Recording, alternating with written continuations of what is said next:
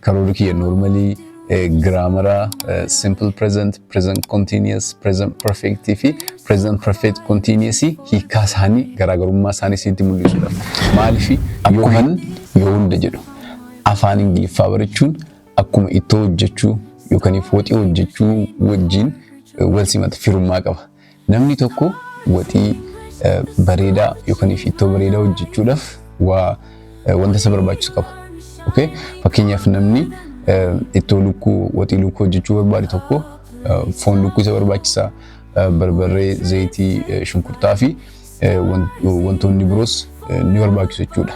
Namoonni wantoota kana qabaatee akkamitti ittoon sun akka hojjetamu hin beekne, waxiin sun akkamitti akka hojjetamu hin beekne immoo finally ittoo bareedaa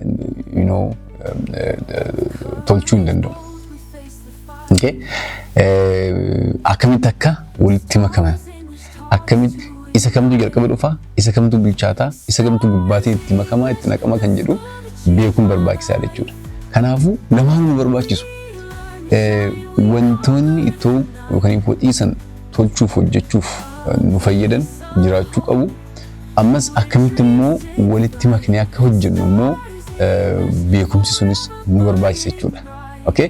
Kanaafuu graamariin afaanii afaan kamiyyuu akkamitti ittoon akka hojjetamu, isa kamtu jalqaba dhufa, isa kamtu bilchaachuu qaba, isa kamtu gubbaatiin itti naqama kan jedhu san akka beeku jechuudha. Graamara afaan kamiyyuu beeku. Expressionoota jechoota gaaleewwan ciroowwan adda addaa sammuutti qabachuun ammoo waxii san yookaan ittoo san hojjechuudhaaf meeshaalee nu barbaachisan sanii jechuudha. Okay? Kanaafuu lamaanuu nu barbaachisu jechuudha. Amma yoo tokko miidiyaa irratti na dhagaa kun hin barbaachisu kana dhiisaa grammar is useless maalu wanta akkasii balance goone lamaanuu bitaa mirga qabannee deemuu qabna jechuudha. Okay? That's language. Okay? I believe in practicing. Okay? Ani kana namanu maalitti lamaanuu barachaa garuu ammoo shaakaluu irratti xiyyeeffannoo godha. Okay? Shaakaluu irratti xiyyeeffannoo guddaatu barbaachisa jechuudha. Kanaafuu discipline ni barbaachisa. Discipline. Okay? We need to have a discipline. Okay? Discipline akkamii guyyuu jechoota haaraa qabachuu, gaaleewwan haaraa, expressionoota haaraa qabachuu. Nullee YouTube channel keenya irratti gadhiisaa irraa TikTokitiinis hojjechaa jirra. Expressionoota guyyaan itti fayyadamuudhaaf nu gargaaran gadhiisaa jirra waan ta'eef sanduuqa guutanii dabtara irratti galmeeffachaa guyyaatti hangam takka qabachuun qaba. Ofii keessanii murteessuu qabdu. Okay? Namni lama qabachuu qabeedhe lamaan san guyyaan qabachuu qaba. Okay? Discipline isa kana. Laman qabadhee namni ofii isaatiif waadaa seeni waadaa isaa diiguu hin qabu jechuudha. Deemii jechoota inni qabachuu qaba. Inni kan biraa immoo maal seetan? Ingiliffaadhaaf yeroo muraasa kennuu dirqama. Dhuguma Ingiliffa keenya jirachuudhaaf fedhii qabna yoo ta'e Ingiliffaan dhugumatti nu fayyada yoo ta'e sa'a kennuufii qabna jechuudha. Sa'a ramaduu qabna jechuudha afaan Ingiliffaatiif. Okay? Like deeqaa 30 hanga sa'a tokkoon jiran yoo hedduu barattoota kiyyaaf sa'a tokko deeqaa 30 hobiizii taani hanga sa'a tokko guyyuu sa'aan sun immoo sa'a murtaawaa yoo ta'e gaariidha. Fakkeenyaaf yoo hunda irriba dura deeqaa 30 ta'uu danda'a yookaan suphii ganama deeqaa 30 ka sa'a tokko ta'uu danda'a garuu sa'a fixed ta'e. Maaliif of barsiisuu qabna jechuudha. Amaleeffannaa san uumachuu qabna jechuudha. Waa'ee amaleeffannaa mala amaleeffannaa Ingiliffaa foyyeeffachuudhaaf kan jirratti viidiyoo hojjedhee jira. Isallee gad deebitanii ilaaluu dandeessu. Amaleeffannaa qabaachuu qabna jechuudha. Okay? Gatteenyee jechoota haaraa kan itti qabannu. Okay? Giraamara immoo kan itti shaakallu qabaachuu qabna jechuudha. Kanaafuu lamaanuu barbaachisu jechuudha. Fakkeenyaaf namni tokko qaama guutuu qabaatee operate gochuudhaaf haalaan jiruuf jireenya isaa sirriitti aktiivii ta'ee jiraachuudhaaf maaltu barbaachisa? Qaama guutuu isa barbaachisa. Okay? Funyaan barbaachisuu hin danda'u. Afaan inni guddaan. Ija malee harki hin barbaachisu jedhu. Hunduu barbaachisu. Kanaafuu giraamaris ni barbaachisa, expressionoonnis ni barbaachisu. Spoken irrattis wantoonni gaaleewwan faayidaa irra oolu nu barbaachisu. all of them are important. Kanaafuu wal keessa maknee disipiliinii saniin shaakalle yoo ta'e Ingiliffaan keenya yeroo gabaabaa keessatti ni fooyya'a. Okay? A brighter future we have found. Okay, good. Egaa har'atti gorsan heddummeesse karoora kiyya normally grammar simple present, present continuous, present perfect fi present perfect continuous hiikaa isaanii garaagarummaa isaanii sitti mul'isuudhaaf maaliif yoo hedduu itti fayyadamuu kan dadhabnu maaliif seetan foormii ni beekna garuu hiikaa isaa haalaan hin hubannu waan ta'eef hiikaa isaa bakka hin beeknetti ammoo inni structure san grammar san fayyadamuu hin dandeenya. Kanaafuu har'a viidiyoo kanaan maal asitti mul'isa garaagarummaa jidduu tensiiwwan warra presentii kana. Okay, warra presentii kana garaagarummaan jidduu isaanii jiru maal kan jedhu irratti hubannoo xiqqoo isiniif qooduu barbaada. Hanga dhuma viidiyoo kanatti na wajjin turaan affeerraa kooti. Viidiyoo kanaaf immoo haaraa yoo taatan subscribe gochuun dagatinaa, like godhaa, share godhaa, nu jajjabeessa jechuufani. And so let's move on to the lesson. The first one is simple present tense. Ega why present irratti hanga present perfect continuous hojjennee jirra. San booda viidiyoon kun akka samariitti akka isaan hundayyuu garaagarummaa isaan jidduu jiru sirriitti mul'isuuf akka nu gargaaruufan viidiyoo kana isiniif qabadhee dhiyaadhe. Kanaafuu it's very important garaagarummaan isaanii maali? Okay, haala kamitti fayyadamuu dandeenya? Let's see. Simple present tense. Maaliif nu fayyada jennee? Simple present tense kan nu fayyadu gocha akkamii ibsuu fi gocha deebii gocha wanta dhugaa ta'e facts ability fi dandeettii fa'aa itti ibsuuf nu fayyada jechuudha. Okay? Fakkeenyaaf namni amaleeffannaa amala sijaaraa arsuu qabu tokko maal jedha? An sijaaraan aras jechuudhaaf. I smoke cigarette. Simple present tense. I smoke cigarette. Ani sijaara nin aarsaa jechuudha. Okay? She, he, itiyoote immoo asin dura jedhee jira kaamu viidiyoo guutuu isarratti ilaaluu dandeessu waa'ee simple present tense. She yoote immoo isin ni aarsiti yookaan inni ni aarsaa inni sijaara ni tuqa jechuudha. Maal jenna? He smokes cigarette. He smokes cigarette. Inni sijaara ni tuqa smokes. I smoke, they smoke, we smoke. Okay. Kuni maali? Amala akkasiin qabaadha bar. Okay, amala sijaara tutuun qabaadha. Okay. This is habit. Habitual action kan jennu kana habit itti ibsan jechuudha. One, simple present tense. And the second one is present continuous tense. Present continuous. Maal jechuudha? Wanta ammaan tanatti jiru jechuudha. Present amma jechuun continuous immoo itti fufiinsa jechuudha. So amma gocha itti fufaa jiru. Kanaafuu asitti I smoke cigarette kan jedhu na aarsaadhaan amala akkasiin qabaadha.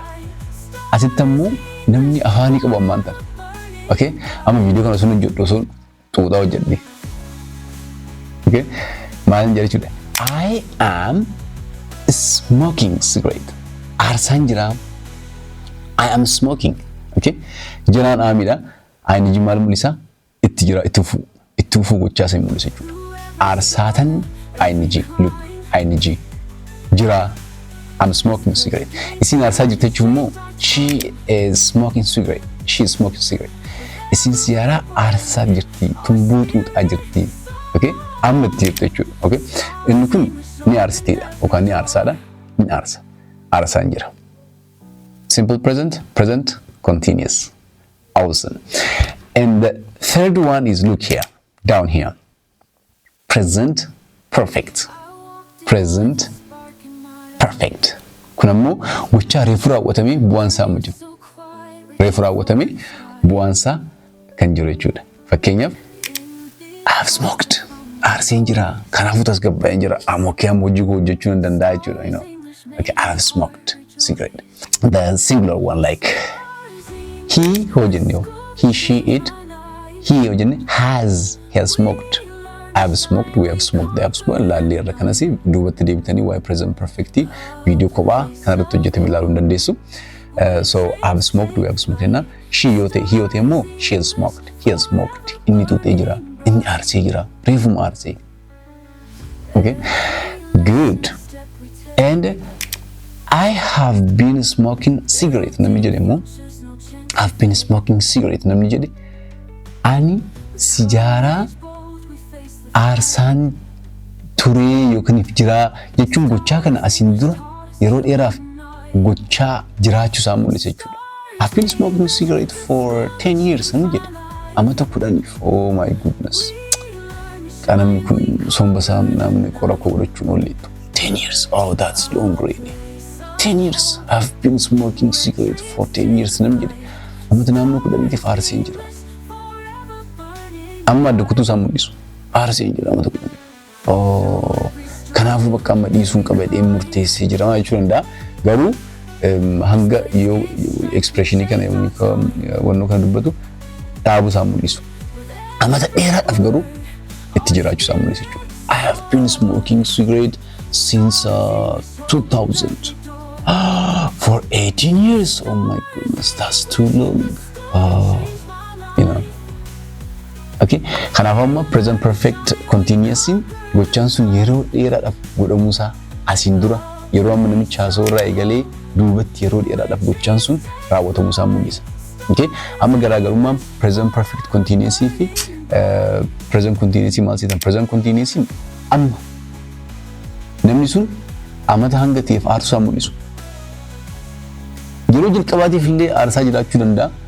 Okay, amata dheeraas aarsee amma gochuu danda'a garuu gochaan sun yeroo haasa'amu san itti jiraachuu isaa mul'isa jechuudha. I'm smoking cigarette now.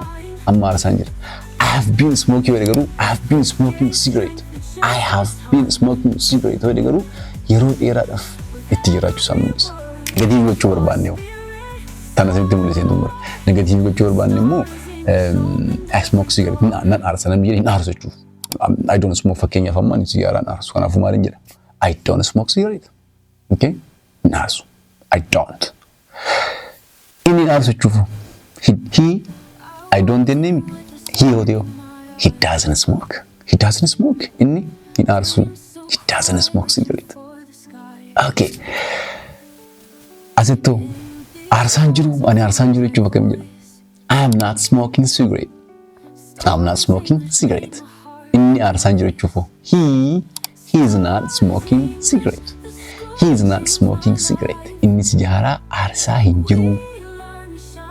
Wonderful. And this one, I have not smoked cigarette. Ani sijaaraan aarsine. I have not smoked. Ani aarsine barani. Kanaafuu so what? Bakka yeroo tokko naa kenna aarsiin ol deebi'a nama araada qabu. Aarsiin ol deebi'a. Okay, go smoke and come. Okay, achi tuuti dhufaan jedha I have smoked. Yeah, thank you. I have smoked. Aarsiin jira. You see, so I have not smoked. Dari in aarsiin jechuudha. Inni aarsiin jechuudha. He has not smoked. He's not smoked cigarette. He's not smoked cigarette. He's not smoked cigarette. Okay. I have not been smoked cigarette. Only demo yeroo dheeraadhaaf aarsaa hin turre. Yeroo dheeraadhaaf aarsaa hin turre. I have not been smoking cigarette. Yeroo dheeraadhaaf aarsaa hin turre. Maybe baatii lama baatii jaaf. Waan namni kun asiin dura aarsaa ture yeroo wayirratti dhaabeera jechuudha. Okay. I have not been smoking yookaan immoo gonkumaa nama aarsine jechuudha. I have not been. Okay. Aarsaan turre. Aarsaan jiru aarsaan turre. Ittiin jiru jechuudha. Hin aarsu namni kun. Okay.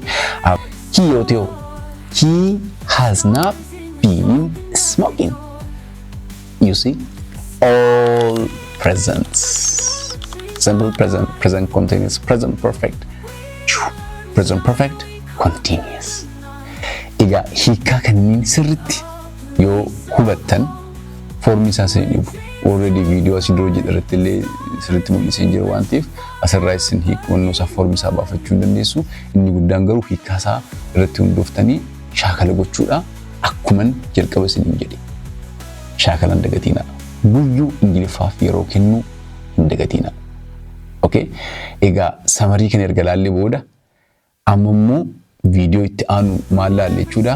Waa'ee warra paastiitu laalle jechuudha.